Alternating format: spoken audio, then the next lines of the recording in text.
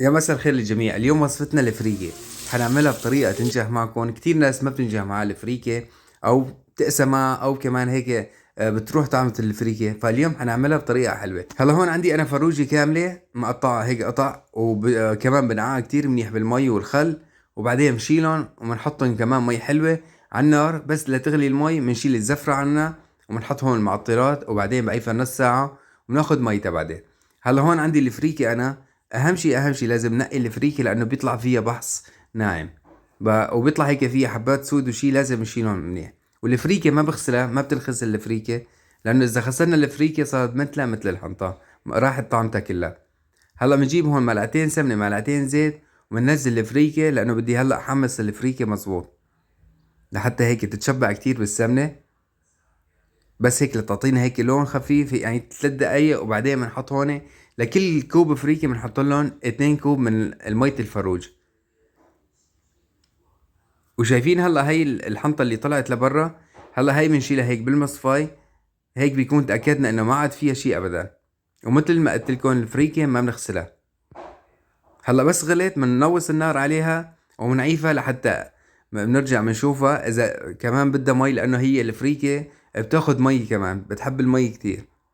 هلا هون بدي اعمل انا رز قصير. بنحط كمان معلقة سمنة معلقة زيت، وعندي هون الرز كمان نقعته نص ساعة كاملة. كمان بنقلبهم هيك تقليبة ليتشبعوا بالسمنة. وكمان هون الرز اذا كان منقوع الرز بياخد كل كوب رز قصير بياخد كوب مي، اذا مو منقوع بده كوب ونص مي.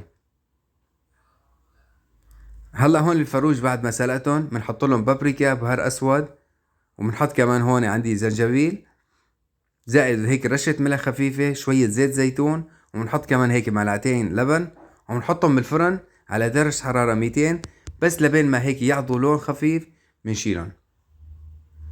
وشوفوا هلا هون الفريكة صار كمان بدها شوية مي، بس مي سخنة، ما بحط لها مي باردة، بحط لها مي سخنة وما بكتر، يعني تقريبا فنجان.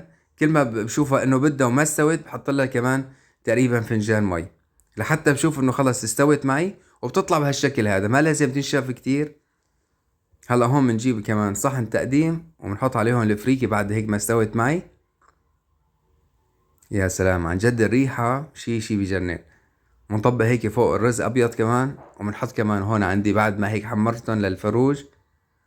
وهلا هون التقلاية عندي كمان هون مكسرات مع كمان شوية سمنة. وبنقول يا سلام، عن جد شي الريحة بتجنن. وهيك بيكون كان طبقنا اليوم للفريكة على الطريقة الحلبية، كتير عن جد طيبة. جربوها الطريقة ان شاء الله هيك تعجبكم. سلام.